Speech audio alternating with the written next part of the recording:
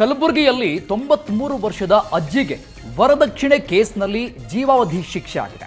ಕಲಬುರಗಿ ಜೈಲಲ್ಲಿರುವಂತಹ ಅಜ್ಜಿ ಪರಿಸ್ಥಿತಿ ಈಗ ಬಹಳ ಚಿಂತಾಜನಕ ಆಗಿದೆ. 93 ವರ್ಷದ ಅಜ್ಜಿಗೆ ಜೀವಾವಧಿ ಶಿಕ್ಷೆ. ಅಜ್ಜಿ ಹೆಸರು ನಾಗಮ್ಮ. ನಾಗಮ್ಮಳ ಸ್ಥಿತಿ ಕಂಡು ಉಪ ಲೋಕಾಯುಕ್ತರು ಮಮ್ಮಲ ಮರಗಿದ್ದಾರೆ. ಜೀವಾವಧಿ ಶಿಕ್ಷೆಗೆ ಗುರಿಯಾದ ಅಜ್ಜಿ ನಾಗಮ್ಮಳ ಸ್ಥಿತಿ ಚಿಂತಾಜನಕವಾಗಿದೆ. ಯಾಕಂದ್ರೆ ವಯೋಸಹಜ ಕಾರಣದಿಂದ ಜೈಲಲ್ಲಿ ಹಾಸಿಗೆ ಹಿಡಿದಿದ್ದ ನಾಗಮ್ಮ ಅಜ್ಜಿ. 93 ವರ್ಷದ ಈ ಅಜ್ಜಿಗೆ ಈಗ ಜೈಲು ಮಹಿಳಾ ಸಿಬ್ಬಂದಿಗಳೇ ಆರೈಕೆ ಮಾಡ್ತಾ ಇದ್ದ. ಮಲಮೂತ್ರಕ್ಕೂ ಕೂಡ ಎದ್ದು ಹೋಗಲಾದಂತಹ ಸ್ಥಿತಿ ಇದೆ. ಅಜ್ಜಿ ಮಲಗಿದ್ದಲ್ಲೇ ಮಲಗಬೇಕು ಅಂತ ಪರಿಸ್ಥಿತಿ ಇದೆ. ಈಗ ಮಾತೃ ವಾತ್ಸಲ್ಯದಿಂದ ಆರೈಕೆ ಮಾಡ್ತಾ ಇದ್ದಾರೆ ಜೈಲು ಸಿಬ್ಬಂದಿಗಳು. ನಾಗಮ್ಮಳ ಸ್ಥಿತಿಯನ್ನ ಕಂಡು ಉಪ ಲೋಕಾಯುಕ್ತ ನ್ಯಾಯಮೂರ್ತಿ ಬಿ ವೀರಪ್ಪ ಅವರು ಮರಗಿದ್ದಾರೆ. ಸಂಬಂಧಪಟ್ಟಂಗೆ ಮಾತಾಡ್ತೀನಿ ಅಂತ ಹೇಳಿದ್ದಾರೆ. ಅಂದ್ರೆ ಜೈಲು ಶಿಕ್ಷೆಯಿಂದ ಮುಕ್ತಿ ಕೊಡಿಸೋದಕ್ಕೆ ಉಪ ಲೋಕಾಯುಕ್ತರು ಮನಸ್ಸು ಮಾಡಿದ್ದಾರೆ. ಅಡ್ವೊಕೇಟ್ ಜನರಲ್ ಜೊತೆ ಅಜ್ಜಿ ಸ್ಥಿತಿ ಬಗ್ಗೆ ಮಾತನಾಡ್ತೀನಿ ಅಂತ ಹೇಳಿದ್ದಾರೆ. ಅಜ್ಜಿಯ ಪರಿಸ್ಥಿತಿ ಪರಿಶೀಲಿಸಿ ಬಿಡುಗಡೆಗಾಗಿ ಮೇಲ್ಮನವಿ ಸಲ್ಲಿಸೋದಕ್ಕೆ ನಿರ್ಧಾರವನ್ನ ತೆಗೆದುಕೊಳ್ತೀವಿ ಅಂತ ಉಪ ಲೋಕಾಯುಕ್ತರು ಹೇಳಿದ್ದಾರೆ. 93 ವರ್ಷದ ಅಜ್ಜಿ ವಯೋಸಹಜ ಕಾಯಿಲೆಗಳಿಂದ ಬಳಲ್ತಾ ಇರೋ ಹಿನ್ನೆಲೆಯಲ್ಲಿ ಹಾಸಿಗೆ ಹಿಡಿದಿದ್ದಾರೆ. ಅಂದ್ರೆ 11 ತಿಂಗಳಿಂದ ಅವರು ಜೈಲಲ್ಲಿರೋದು. ಅಂದ್ರೆ ಆಲ್ಮೋಸ್ಟ್ 92 ವಯಸ್ಸಿಗೆ ಈ ಅಜ್ಜಿಗೆ ಜೀವಾವಧಿ ಶಿಕ್ಷೆ ಆಗುತ್ತೆ ಕಲಬುರಗಿ ಕೋರ್ಟ್. ವರದಕ್ಷಿಣೆ ಕೇಸ್ನಲ್ಲಿ ನಾಗಮ್ಮಗೆ ಕೋರ್ಟ್ ಜೀವಾವಧಿ ಶಿಕ್ಷೆ ವಿಧಿಸಿರೋದು.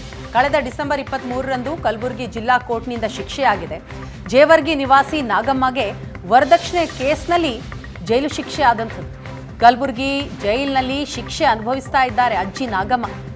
ಕಳೆದ 11 ತಿಂಗಳಿನಿಂದ ಜೈಲಿನಲ್ಲಿಯೇ ಕಾಲ ಕಳೀತಾ ಇದ್ದಾರೆ. ಅತ್ತೆ ಮಾವ ಗಂಡನ ವಿರುದ್ಧ ವರದಕ್ಷಿಣೆ ಕಿರುಕುಳ ಕೇಸ್ ಹಾಕಿದ್ದಂತಹ ಸೊಸೆ ಆರೋಪಿಯಾಗಿದ್ದ ನಾಗಮ್ಮಳ ಮಗನನ್ನ ಕೋರ್ಟ್ ಖುಲಾಸೆಗೊಳಿಸಿದೆ. ಆದರೆ 93 ವರ್ಷದ ನಾಗಮ್ಮಗೆ ಜೀವಾವಧಿ ಶಿಕ್ಷೆಯನ್ನ ಕೋರ್ಟ್ ನೀಡಿದೆ. ಜೈಲಿನಲ್ಲಿ ಈಗ ವಯೋಸಹಜ ಸಮಸ್ಯೆಯಿಂದ ಹಾಸಿಗೆ ಹಿಡಿದಿದ್ದಾರೆ ನಾಗಮ್ಮ. ಯಾವುದಕ್ಕೂ ಕೂಡ ಎದ್ದೇಳಕ್ ಆಗ್ತಾ ಇಲ್ಲ ಅಂತಹ ಸ್ಥಿತಿಯಲ್ಲಿದ್ದಾರೆ ನಾಗಮ್ಮ. ಅವರ ಕಂಡೀಷನ್ ಅನ್ನ ನೋಡಿದಂತಹ ಉಪ ಲೋಕಾಯುಕ್ತರು ಅವರಿಗೆ ಶಿಕ್ಷೆಯಿಂದ ಮುಕ್ತಿ ಕೊಡಿಸಬೇಕು ಅನ್ನುವಂತಹ ಮನಸ್ಸು ಮಾಡಿದ್ದಾರೆ. ಆ ನಿಟ್ಟಿನಲ್ಲಿ ಪ್ರಕ್ರಿಯೆಗಳನ್ನು ಪ್ರಾರಂಭಿಸಿದ್ದಾರೆ. ಲೇಡಿ 93 ವರ್ಷ, ಅವರಿಗೆ ಬೆಡ್ ಮೇಲಿಂದ ಆಚೆ ಬರೋಕ್ಕಾಗಲ್ಲ.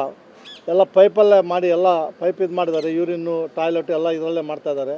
ನಮ್ಮ ಜೈಲರ್ಸ್ ಪಾಪ they are doing service like mother. ಅಮ್ಮನಿಗೆ ಮನೆಯಲ್ಲಿ ನಾವು ಮಾಡಲ್ಲ, ಸ್ವಂತ ಮಕ್ಕಳು. ಆದರೆ ನಮ್ಮ ಜೈಲರ್ಸು ಆ ಥರ ಅಮ್ಮನಿಗೆ ನೋಡ್ಕೊತಾ ಇದ್ದಾರೆ.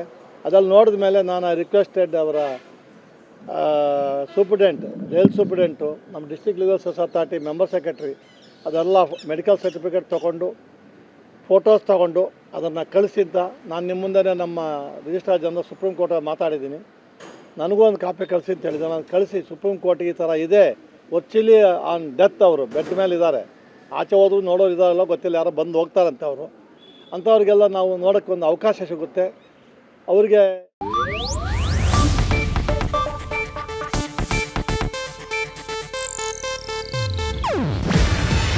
ಇದು ಏಷ್ಯಾನೆಟ್ ನ್ಯೂಸ್ ನೆಟ್ವರ್ಕ್ ಪ್ರಸ್ತುತಿ. ನೀವು ನೋಡ್ತಿದ್ದೀರಾ ಏಷ್ಯಾನೆಟ್ ಸುವರ್ಣ ನ್ಯೂಸ್.